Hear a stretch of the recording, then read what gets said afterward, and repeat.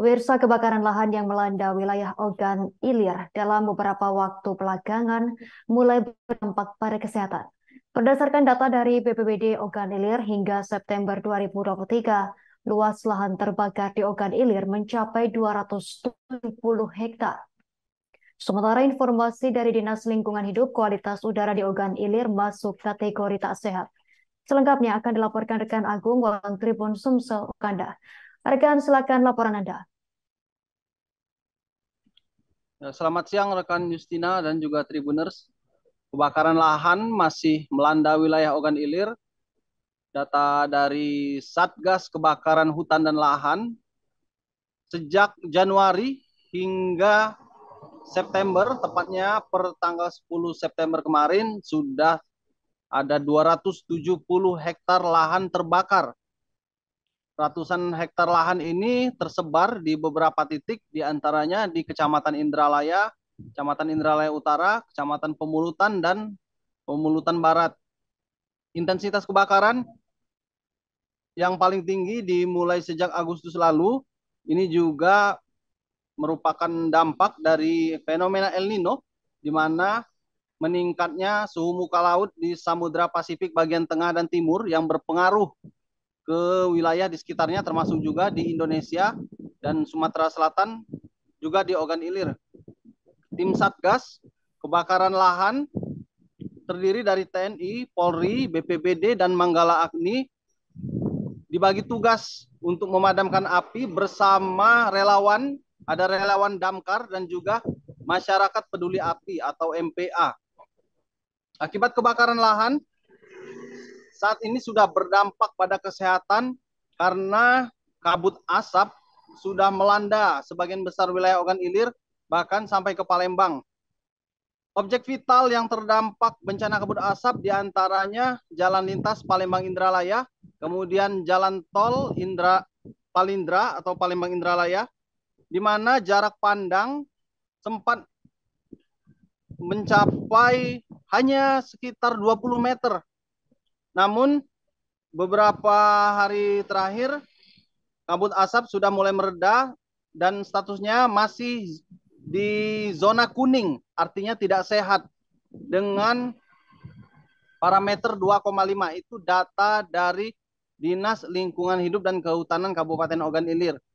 Langkah konkret yang dilakukan untuk penanggulangan bencana kabut asap mulai dari pencegahan penyakit infeksi saluran pernapasan akut atau ISPA, yakni Dinas Kesehatan melalui Puskesmas membagikan masker ke masyarakat umum, khususnya pelajar.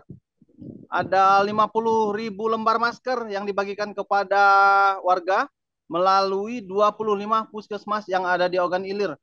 Sementara untuk upaya penanggulangan kebakaran lahan, juga ada bantuan dari BPBD Sumatera Selatan yang mengerahkan 2 unit helikopter untuk melakukan pemadaman dari udara atau waterbombing. Dan sejauh ini upayanya cukup efektif, ditambah juga ada modifikasi cuaca sehingga ada hujan buatan yang paling tidak bisa mengurangi intensitas kebakaran. Dan hari ini 11 September tercatat titik api masih ada di beberapa wilayah seperti di Kecamatan Indralaya Utara. Upaya penanggulangan kebakaran ini selain pemadaman juga upaya penyekatan agar api tidak meluas ke daerah pemukiman warga seperti di Kecamatan Indralaya. Selain ancaman kabut asap, juga warga yang berada dekat lahan rawan terbakar ini terancam keselamatan jiwanya jika tidak segera ditangani kebakaran tersebut oleh tim Satgas Karhutla. Dan kabar terakhir juga, saat ini BPBD Ogan Ilir mendirikan 4 posko di 4 kecamatan yang rawan terbakar tersebut. Kemudian juga ada posko desa berjumlah 14 unit, di mana posko ini berguna untuk menguatkan koordinasi antar tim Satgas Karhutla sehingga begitu ada kebakaran lahan dapat segera ditanggulangi dengan cepat dan mencegah ancaman keselamatan orang maupun bencana kabut asap tersebut. Demikian rekan Justina yang dapat kami laporkan dari Ogan Ilir, Sumatera Selatan. Baik, rekan Agung wartawan Tribun Sumsel, terima kasih atas laporan Anda. Selamat bertugas kembali. Pemirsa, berikut kami tampilkan wawancara wartawan lapangan kami bersama Edi Rahmat, Kalaksa BPBD Ogan Ilir. Mencapai 270 hektar yang terbakar. Kalau kemarin rilis terakhir hari Jumat itu 263 hektar. Nah, barangkali ditambah beberapa hari kejadian sudah hampir mencapai 270 hektar kebakaran. Itu tersebar di semua titik, rata-rata di hampir seluruh kecamatan. Kendala saat pemadaman di lokasi? Karena ini musim kemarau, kendala kita air, terutama air untuk melakukan pemadaman, kemudian akses jalan ke lokasi. Kadang-kadang tidak ada akses yang dapat dilalui oleh kendaraan roda 2 maupun kendaraan roda 4, sehingga ini sangat menyulitkan. Akibatnya Satgas kita melakukan pemadaman dengan alat seadanya karena mesin pompa tidak dapat difungsikan.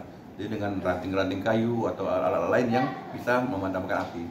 Pak, ada beberapa kecamatan kabarnya Pak yang paling parah kebakaran itu, ada kecamatan apa saja Pak? Seperti tahun kemarin lah, tahun sebelumnya itu 3 kecamatan, yaitu Pemulutan Induk, Pemulutan Barat, dan Indralaya Utara.